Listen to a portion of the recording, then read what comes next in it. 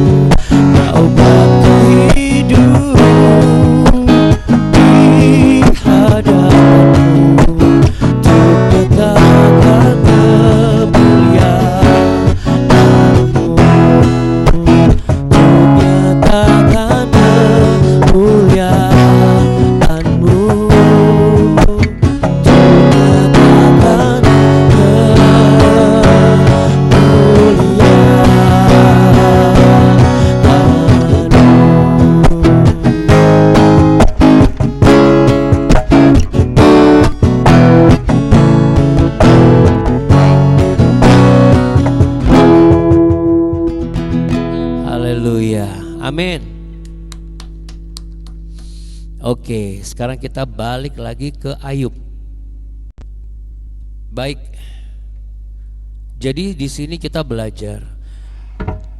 Ketika saya baca ini, sebagian dari daging saya ngomong, waduh ini kok ditulis di Alkitab ini kalau misalnya dibaca sepintas orang bisa salah menyimpulkan. Karena kalau Ayub aja bisa protes kepada Tuhan, ya orang bisa mikir gitu kan. Tadi kita baca kan kayaknya protes semua tuh. Berarti saya juga bebas dong menyalahkan Tuhan. Tapi kalau kita baca berulang kali saudara, karena saya penasaran saya baca lagi. Dan puji Tuhan ini bisa saya selesaikan itu justru bukan di dalam kamar, bukan di saat subuh. Lucunya adalah jeda waktu antara saya sedang di bengkel. Jadi lagi nunggu servis berkala ceritanya. Dan di situ saya pakai headphone, earphone sambil dengar lagu rohani sambil saya baca Alkitab melalui iPad waktu kemarin. Cukup lama sekitar 2,5 jam saya baca terus.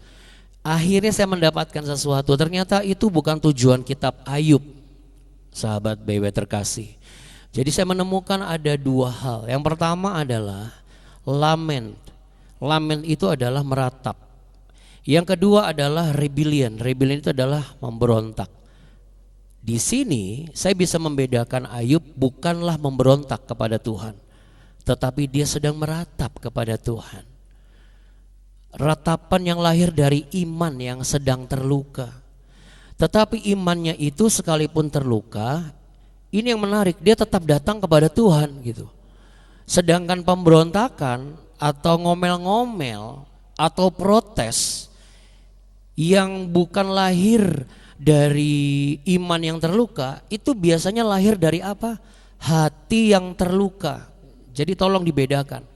Kalau hati kita terluka, itu pasti protes, nggak terima. Tapi kalau iman yang terluka, hatinya terluka enggak? Tidak. Hati Ayub tuh tidak terluka sama Tuhan. Cuma imannya yang terluka. Makanya dia datang kepada Tuhan. Jadi dia tidak menjadikan Tuhan sebagai pihak yang bersalah dan dia sebagai pendakwa. Tuhan jadi terdakwa. Tapi kalau memberontak, Tuhan tuh terdakwanya dan kita menjadi pendakwanya. Dan kita bukan datang kepada Tuhan, kita malah menjauh dari Tuhan biasanya. Ya, memang Ayub mengungkapkan segala kepedihannya. Tetapi yang menarik hal lain lagi adalah dia tetap berbicara sama Tuhan, bukan meninggalkan Tuhan. Dan saya penasaran, saya baca dulu tuh semua pasal-pasal setelah itu. Oh nanti ya di waktu-waktu selanjutnya Bapak Anda akan melihat bagaimana pasal-pasal berikutnya itu dia lihat itu terus cari Tuhan. Ini yang membedakan Ayub dengan seseorang yang memakai penderitaannya sebagai alasan untuk menjauh dari Tuhan. Dan mengatakan aku udah bosan.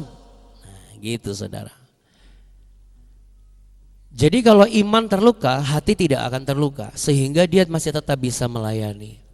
Dia masih tetap bisa mengasihi, yaitu Tuhan. Dia tidak akan pernah meninggalkan pelayanannya hanya karena imannya terluka. Iman terluka itu bukan berarti imannya itu hancur loh.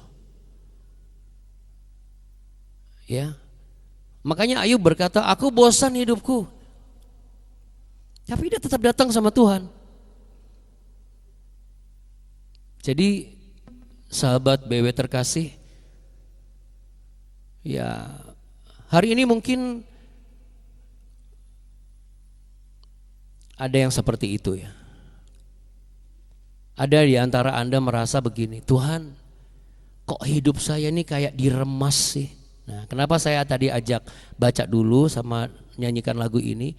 Karena saudara saya melihat di sini satu gambaran bahwa inilah gambaran orang Kristen yang sedang diremas, diputar, tapi bukan dicelupin. Diputar, ditekan, dibentuk, diremas lagi, diputar-putar lagi, dibentuk, terus sampai dapat bentuk yang terbaik. Tiba-tiba saya ingat Saya pernah nonton salah satu film pembuatan Gucci. Ternyata pembuatan Gucci dari periuk ya, itu dari tanah liat itu bolak-balik, kalau misalnya nggak dapat bentuknya dia ulang lagi, diputar lagi, dibentuk lagi, nggak presisi dia ulang lagi. Si penjunannya yang mengulang. Mungkin kalau tanah liat bisa teriak, dia akan ngomong kali, udah dong jangan diremas lagi, diputar lagi, ditekan lagi, dibentuk lagi, maunya apa sih? Gitu. Kalau tanah liat itu bisa ngomong, ya. Tapi perhatikan baik-baik di sini sahabat BW.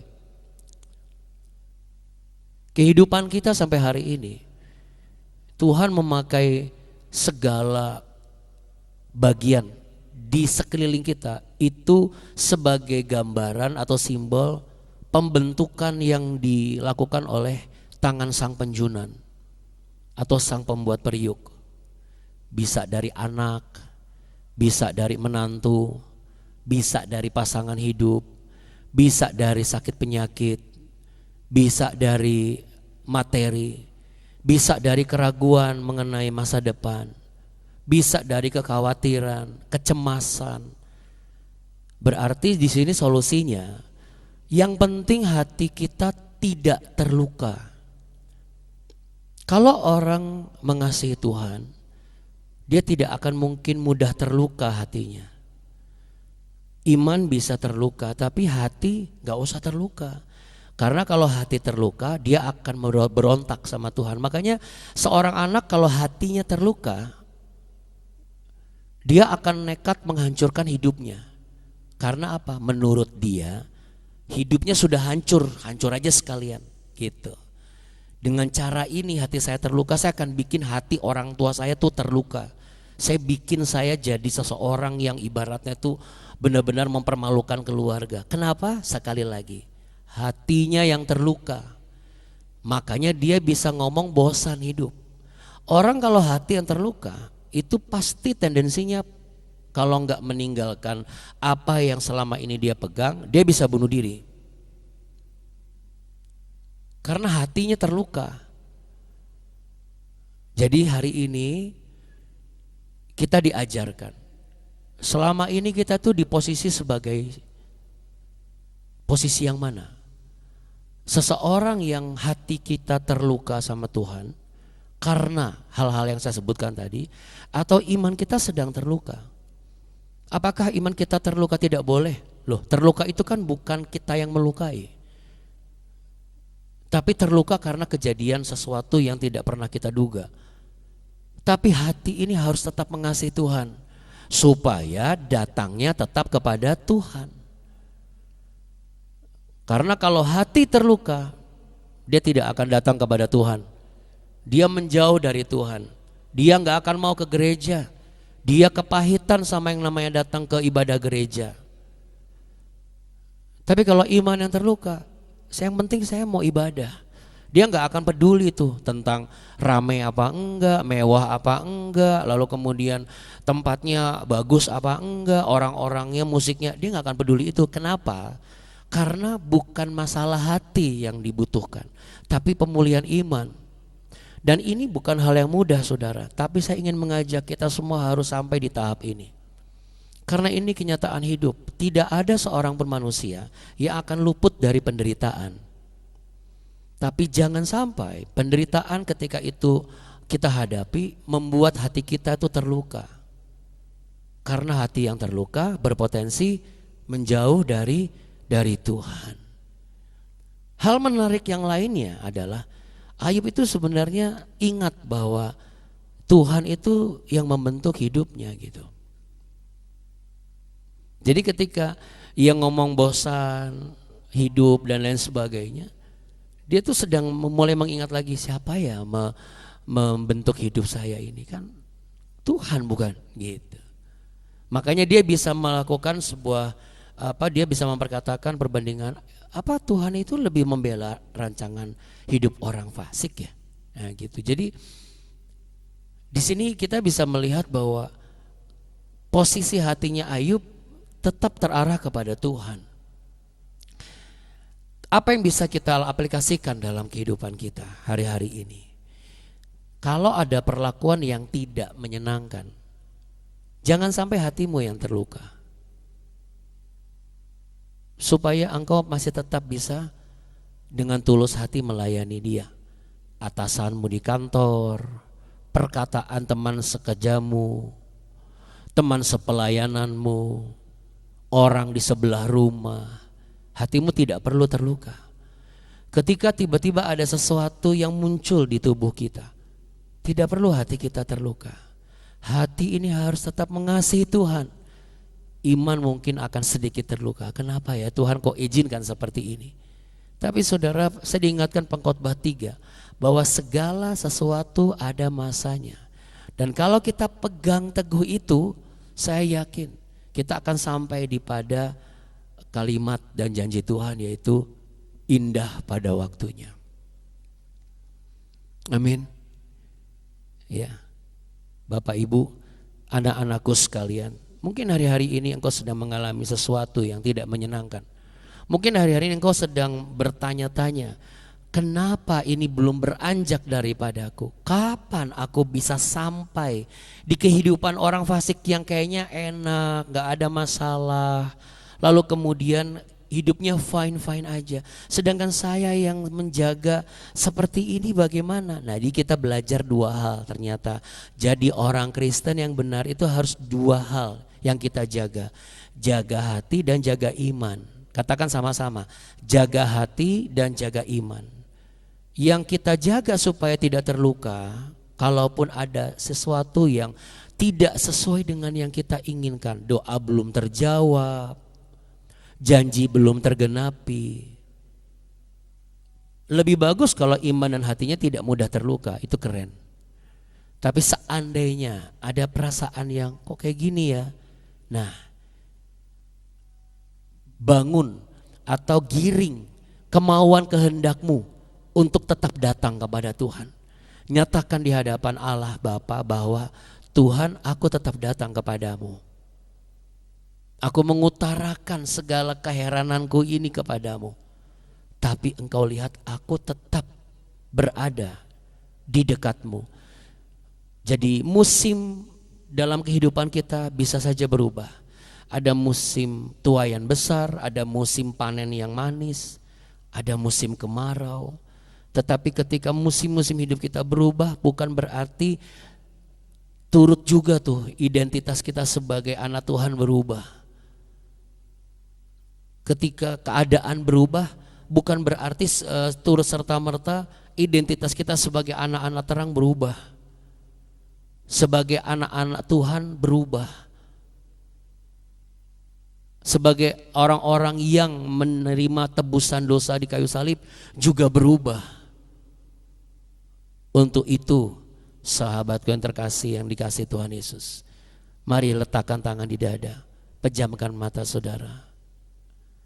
Kiranya engkau memberikan kepada setiap orang yang kau kasihi melalui channel BW ini, bukan hanya kami saja, kami rindu ada banyak orang-orang di luar sana yang boleh mendengar kebenaran ini. Mungkin mereka selama ini udah mulai bosan dengan hidup mereka, dan mereka tanpa sadar menjadi pemberontak-pemberontak.